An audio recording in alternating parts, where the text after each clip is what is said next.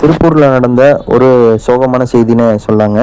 ரித்தன்யா ஒரு பொண்ணு வந்து பார்த்திங்கன்னா உயிரை இழந்திருக்கான்னு சொல்லாங்க. கல்யாணமாகி 78 நாள் தான் ஆயிருக்கு. அந்த 78 நாள்லேயே வந்து இவங்க உயிர் பிரிந்திருக்குன்னு சொல்லாங்க.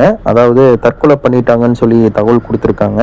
அது என்ன நடந்துருச்சு, என்ன அவங்க விபரீத முடிவுக்கு காரணம் என்னன்னு பார்த்துடலாம். யாராவது சேனலுக்குள்ள வந்தீங்கன்னா சப்ஸ்கிரைப் பண்ணிக்கோங்க. ரித்தன்யா அவங்க வந்து பார்த்திங்கன்னா கவின் ஒருத்தவங்க வந்து திருப்பூர் சேர்ந்த கவின் அவங்கள திருமணம் பண்ணுறாங்க. திருமணம் பண்ணி நல்லா தான் வாழ்க்கை போயிட்டுருக்கு. ஆனால் ஒரு கட்டத்துக்கு மேலே மாப்பிள்ளை வீட்டுக்காரவங்க வந்து பார்த்திங்கன்னா வரலட்சணம் கொடுமை காரணத்தினால பொண்ணு வந்து தற்கொலை பண்ணியிருக்கான்னு சொல்லியிருக்காங்க. அதாவது ஃபஸ்ட்டு வந்து பார்த்திங்கன்னா வரலட்சணம் வந்து எங்களுக்கு ஒரு 300 பவுன் நகையை போட்டுருங்க, அதே மாதிரி ஒரு காரு வந்து அவங்க கொடுத்ததாக ஒரு தகவல் வெளியே இருந்துச்சு. ஆமாங்க, 300 பவுன் நகையும் கொடுத்துட்டு அதே மாதிரி காரும் கொடுத்துட்டாங்க. ரித்தன்யா அப்பா அம்மா வந்து ரொம்ப திணறி போய் தான் அந்த காசவே ரெடி பண்ணி கொடுத்தாங்கன்னு ஒரு கட்டத்தில் இந்த தகவல் கிடச்சிருக்கு. இது பத்தாம தன்னோட கவின் அவங்களோட மாமனார் மாமியா எல்லாம் சேர்ந்து வந்து பார்த்தீங்கன்னா நம்ம ரித்தன்யா அவங்கள வந்து கொடுமை பண்ணியிருக்கான்னு சொல்லாங்க. அதாவது அவங்கள பயங்கரமாக தாக்குறது, அடிக்கிறது, இந்த மாதிரி விஷயம்லாம் பண்ணிட்டு இருந்திருக்காங்க.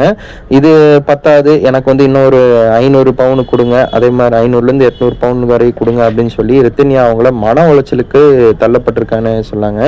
ஒரு கட்டத்துக்கு மேலே ரித்தன்யானால அந்த வீட்டுக்குள்ளே இருக்க முடியலை. சரி, கார் எடுத்துட்டு நம்ம வெளியே போகலான்னு சொல்லி கார் எடுத்துட்டு வெளியே போயிருக்காங்க. ஆனால் வீட்டில் இருந்த மாமனார் மாமியார் எல்லாம் என்ன நினச்சிட்டாங்கன்னா அவங்க வந்து ரித்தன்யா அவங்க வீட்டுக்கு தான் போயிட்டு வந்துருவோம் அப்படின்னு சொல்லி நினச்சிருக்காங்க. ஆனால் மர்மமான முறையில் காருக்குள்ளேயே வந்து பார்த்தீங்கன்னா இறந்த நிலையில் இருந்திருக்காங்கன்னு சொல்லியிருக்காங்க. அதான் அவங்க வந்து பார்த்தீங்கன்னா இந்த பூச்சி தென்னை மரத்துக்குள்ள போடுவாங்க பாருங்க, அந்த மருந்தை அறிந்துட்டாங்கன்னு சொல்லி தகவல் கொடுத்துருக்காங்க. ஆமாங்க, அந்த மருந்தை அறிஞ்சதுக்கப்புறம் தான் அவங்க வந்து உயிர் பிரிஞ்சிருக்காங்கன்னு சொல்லியிருக்காங்க. இறந்து போகிறதுக்கு முன்னாடி அந்த காருக்குள்ளேயே தன்னோட அப்பாவுக்கு இந்த மாதிரி மாமனார் மாமியார் என்னோட ஹஸ்பண்ட் எல்லாமே வந்து வரலட்சணம் கேட்டு ரொம்ப கொடுமைப்படுத்துகிறாங்க. ஆனால் இந்த கொடுமையான வாழ்க்கையில் என்னால் தாங்க முடியல, நான் மன உளைச்சல் ஆகிட்டேன். ஆனால் இதுக்கு மேலே நான் 2வது திருமணம் பண்ணி நான் சந்தோஷமாக இருப்பேனா அதெல்லாம் தெரியல, எனக்கு அந்த முடிவு எடுக்கிறதுக்கு தோணலை. நான் இப்போ உயிர் பிரிய போகிறேன் அப்படின்னு சொல்லி அழுதுகிட்டே ஆடியோ கால் பேசிட்டு அவங்க அவளோட அப்பாவுக்கு அனுப்பிச்சுட்டு இவங்க உயிர் பிரிஞ்சிருக்காங்க.